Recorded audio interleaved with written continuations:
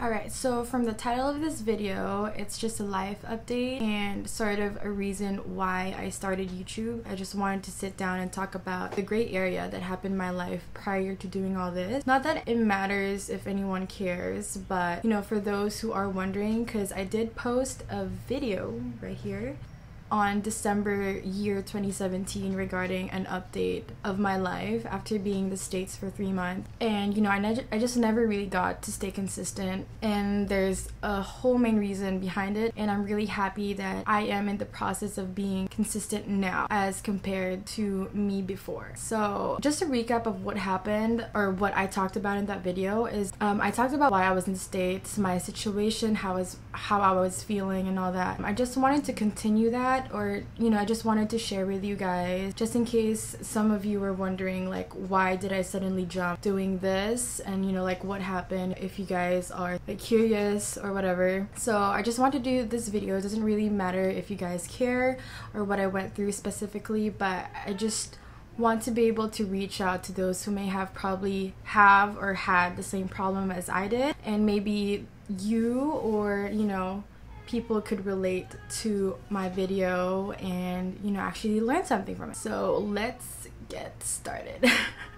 So I talked about why I went to the States. I was in Texas. I was waitressing at a local Thai restaurant, and then I was with my grand aunt. So after that I went back to LA, since my aunt who I was living with already came back from the Philippines. They spent Christmas in the Philippines, so I had to stay with my grand aunt in Texas. Sorry, I'm looking at my monitor or my computer here just so I know what I'm talking about. I have a flow of what where I'm going with my story.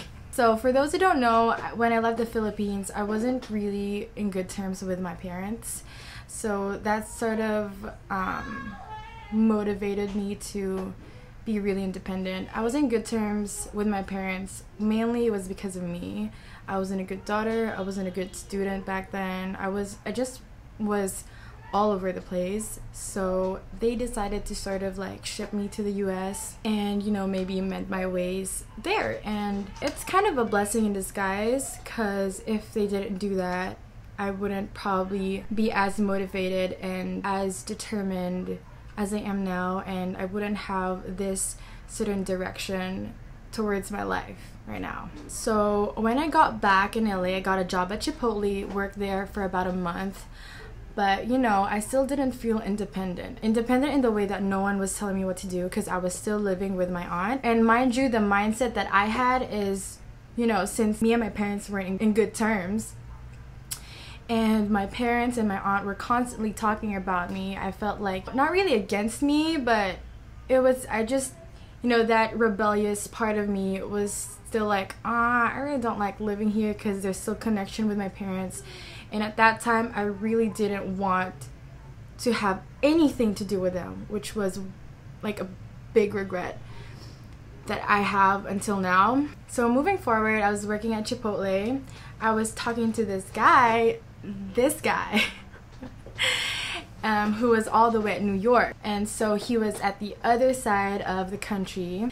So if you guys don't know, it could be pretty lonely when you're living alone in the US. I wasn't really alone, but then there's a very big difference in the culture here and the culture over there, wherein, you know, here you're much more closer to your friends, you get to go out, you're with your family, as opposed to there, if you don't got you, no one's got you. Like at the end of the day, you really just have yourself to, you know, to look after and, you know, to turn to. So going back to the story, I was talking to Carlo, that's his name, and you know, it felt kind of good, because I was actually talking to someone with the same wavelength as me, because he was living alone in New York, and I told him what I was going through here in LA. So a plus side was I had a big crush on him, so medyo malandi ako dun. So we were just exchanging conversations every day, like after I went to work at Chipotle and after he gets out of work as well. We were just talking about like what we were going through in general, and we were both actually planning to go back. I was planning to go back April, and he was planning to go back, I think, a month before that, which is May.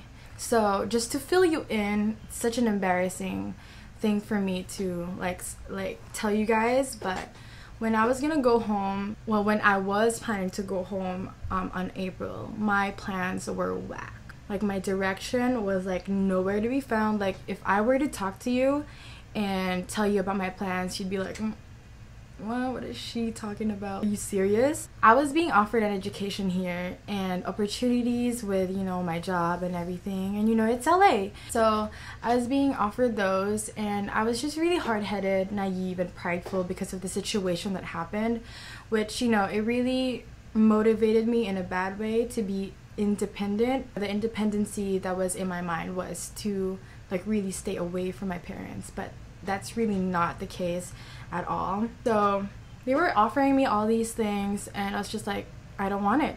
I can, you know, survive by myself. I'm gonna show you how successful I am. I'm just gonna do my thing. You're gonna regret sending me here and seeing me like all successful and shit.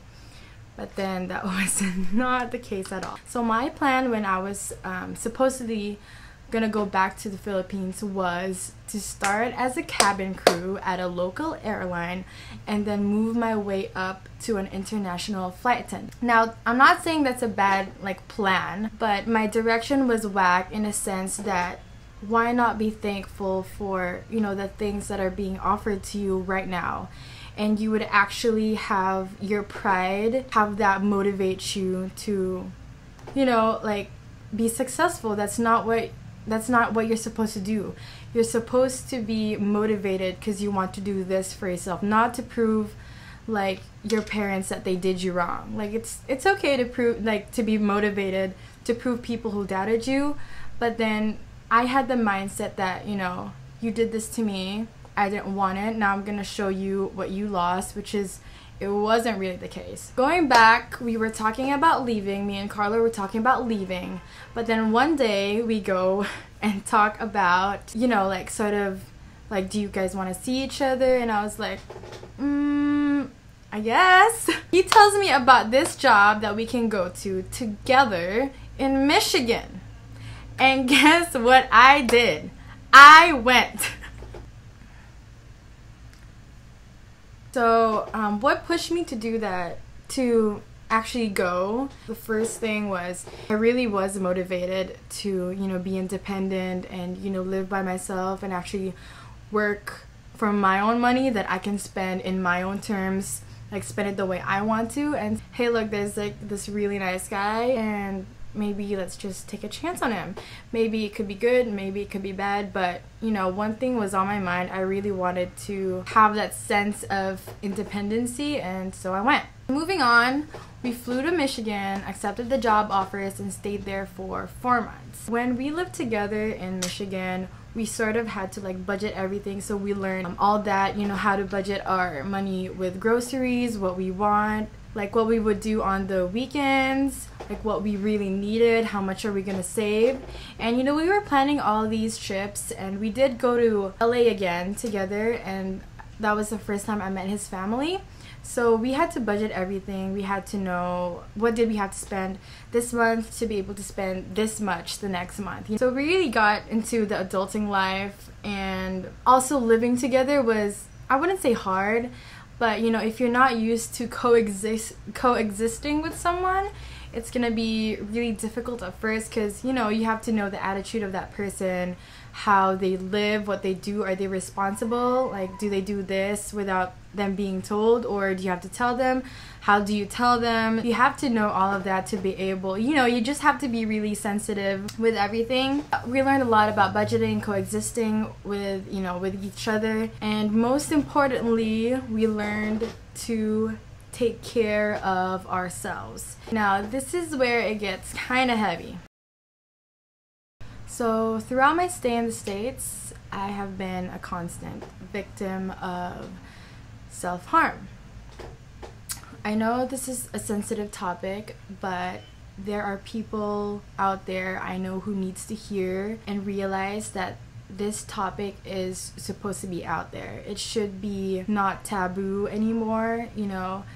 And just like with suicide, you're not gonna get encouraged when you talk about suicide. It's a myth.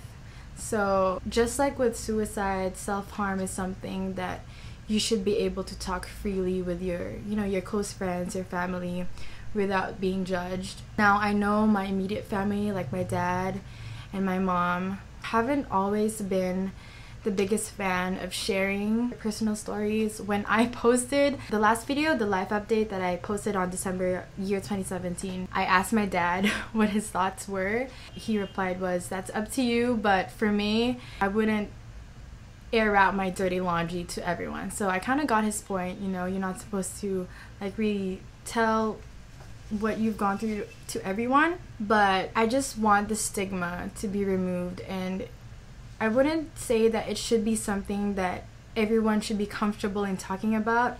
Honestly, for me as well, this is very difficult for me to say and share with you guys, but I want it to be something that, people I share the same experience with, or the same thing that I went through, that this is a topic that you can approach your close friends, your family, or even me, even Carlo. Just slide in those DMs, and you have like a major problem that you're going through. If there's a topic that you need to talk about that's getting really heavy in your chest, talk to us. Talk to me, talk to Carlo, talk to your close friends, talk to your family, talk to your mother. So I just really want this topic to be something that people can actually talk about without being ashamed of themselves, without them being, scared to tell you, or without them having the fear that you'll judge them. Because I personally have had a lot of stares. I've had people come up to me and be like, "Are you okay?" or "Why do you do that?" with, and they do it in such a manner that like they think you're crazy. Like, you're crazy for doing that. Like, why are you doing that? And that's something that, I want to be able to raise awareness of. It's not something that you approach that way. It's something that you approach with kindness, with sensitivity, with care, and compassion. So going back, I was questioning myself, is all the hardships that I'm going through right now, is all the sadness that I brought upon myself worth it just because I was mad at my parents? Just because I felt bad for what they did. They did something that I hated, but I didn't know was really good for me. Or maybe I did know. I just had a hard time, really saying it out there and, admitting to myself like, "Girl, you know that it's for your own good, and you know that you needed it." It was a long process. It still is. I am still in the process of healing through everything that I've been through in my life. And that is also something that I wanted to take note of. No matter how small or big a person has went through something, please don't tell them na, liit lang yan. Wala yan kumpara sa pinagdaanan ko or pinagdaanan nito. Just don't, like, people have different tolerances of what they can handle in life, and for you to belittle them, it's just not right. It doesn't help in any way. It doesn't make the person feel good or whatever. It just doesn't. Just feel for the person, be kind, be compassionate. If you don't understand, maybe they just need someone to listen to, then just offer your shoulder for them to cry on. Even if you can't say anything in return, just be there for them. Again, it was a long process, like till now. Sometimes my heart just sinks whenever I think of, those memories that I wish I could take back. Those moments that I could take back and have done something differently, but, I can't. The first step that you have to do, or I guess my first step that I did, was to make peace. Make peace with yourself first. Now, I'm still in the process of forgiving myself, and I would talk to my parents and I would ask them, "Ma, pa, meron pa ba akong kailangan gawin, or what can I do para makabawi sa inyo? For you to know that I love you, and nagsisisi ako sa lahat ng ginagawa ko." And what they would say is, "Bumawi ka sa sarili mo." And that is also one thing that Carlo told me when I opened up, like, everything that was going on in my life, everything that I was bringing sa loob ko every time na gigising ako at sobrang bigat ng nararamdaman ko, or whenever I'd sleep at night with a heavy chest. That's what he told me. You have to learn how to forgive yourself. Like, you're always gonna overcompensate on some things which you don't really have to. You could put your energy into other places instead of this just because you feel guilty about it.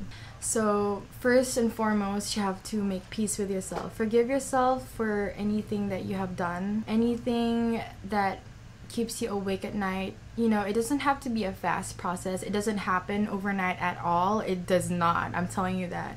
It's gonna be a battle every day, but day by day, you have to tell yourself that I did this. I'm trying to be a different person now. I'm trying to change now, and that is what matters. Carlo helped me a lot to do this. He was the reason why I decided to apologize to my parents and actually start talking to them again.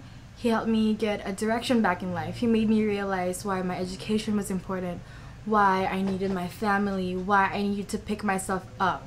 But he did that in a way that he was really gentle with me. He was really understanding of, you know, what my emotions were at the moment, you know, because sometimes when you talk to people and you explain to them that, nah, that's not what you're supposed to do, they're gonna get offended and be like, no, you don't understand me, you don't know what I'm going through. But he was really patient with me in a way that he made me understand through time. Like, he didn't give it to me all in one go, but he did make me understand piece by piece, like, oh, this is this and this is that. For you to be able to do this, you have to go through this first. And he was really just really nice and really understanding of, you know, who I was and who I wanted to be. And he really helped me to, and he is still really helping me to achieve that. Next is to be thankful, because you are gonna come into that part where you're gonna start to question yourself and you're gonna doubt, like, do I really deserve this? I've gone through that. Like, blessings over blessings have been pouring into my life, and I would always question this: do I really deserve all this after everything that I've done? And honestly, no one can answer that question. If you think, you know, if you say that you are, then baka sabihin mayabang ka. If you don't, parang humble naman ito masyado. You know, I think the best thing that you can do is, you know, just to be thankful. You know, be thankful, like, despite everything that I've done, there are still blessings being given to me. And this is life, or the universe, telling you that, you know, it's never too late. You can still move on, move forward. Whatever it is that I am giving to you, take it, because I know from this point on, you are going to create something beautiful out of it. Alright, third is something that I have been living, like, I've been using, or something that I have instilled, or I am instilling in my life, and that is to always move forward. Like, no matter what situation you're in. I'm not saying, you know, like, pag namatayan ka, biglang move on ka na kagad, okay ka na the next day. But what I mean is, you know, cry your tears, let out the pain, the hurt, let it all out, but you always have to set your mind in, what will I do next? What do I need to do in order for me to move on? And using this tragic, not really tragic, or if it's a bad thing, what can I do to use this tragic thing as a motivation for me to do better? So going back to the story, we left Michigan because there was a conflict with our employer, and luckily we got a job in Washington. But then later on, the situation was just really getting unsustainable, and with a bittersweet feeling, we had to go back. So when I got back here in the Philippines, there was another conflict that I had within myself. Felt like I was a failure due to the reason that I didn't make it in the States. So initially, my motivation was, you know, for me to make it to the States to prove my parents wrong. But then when we started talking again, I wanted to make it in the States to prove, or not really to prove them, but to make them proud. And that was my goal, and I felt like going back home, I was just failing my promise to myself, and, you know, I didn't have the same opportunities that I had in the States to make my parents proud. So I was eager to get a job, and I did. I worked at like a BPO. It was night shift, and I had to start school, and it just was unsustainable. And so I stopped that, and I felt really bad again because I wanted to be a working student, and I wanted to prove my parents and to prove myself that, you know, kahit na go work ako, like, even though wala akong tulog, kaya ko. But then I wasn't giving my best in both. So I wasn't doing good at work anymore, and I wasn't doing my best at school. I wasn't giving my full 100 to either one. So I didn't really want that because that reflects me. So I had to stop, and it was really hard for me again. But then another thing that I had to do is to be honest with yourself. To be honest on what you can do now, on what, kung ano yung kaya mo gawin ngayon, and huwag ka magmamadali. There's only so much that a person can handle at the same time, and just be honest with yourself. There's nothing wrong with wanting to do a lot of things all at the same time, but you have to make sure that you can do it without compromising anything, your relationships, your health. It's a constant reminder to myself now, not everything is a race. You can always start at your own pace, because comparison will seriously kill the fuck out of you. It's gonna kill your self-esteem. It's gonna make you so unmotivated. Some people, it may make them more motivated, but in general, it's not a healthy thing to do. So as of the moment, I'm still in the process of bettering myself. I decided to think things through, to prioritize what I wanted and needed to do. I decided to focus on school and focus on this. I used to be the kind of girl to always drink after school with my friends. Looking back at it now, I have nothing against the people that do that.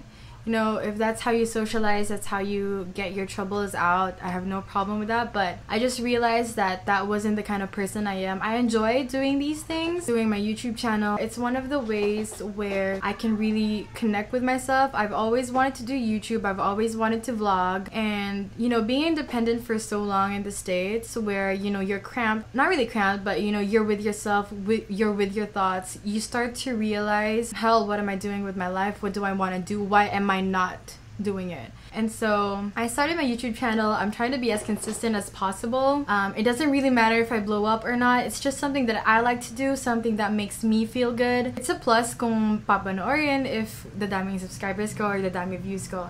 But as far as really doing it, it's just really for me. It's something that makes me feel good, and something that, I wouldn't say healthy, but it's something that makes me me. Something that I enjoy doing, something that I think helps me reconnect with myself more and, know more about myself. So here's just a few things, a small few things that you can do as well when it comes to your mental health, something that can keep you going or that eases your mind. These are the things that I do, and maybe that you could do too to help you. So first is I write in a journal. I don't really do that anymore because I keep voice notes on my phone. That's where I keep my journal, because it just takes a lot of time writing down my thoughts. Second is I make lists of the things I need to do, and I cross them out. It's just like a sense of accomplishment for me. Second is I try to be more open. I'm not trying to be out there, but Carlo and I used to fight a lot because I would be so close to him. I wouldn't be open with him regarding what I'm feeling or what I'm going through, and that really pisses him off, because people actually care. Some people may not,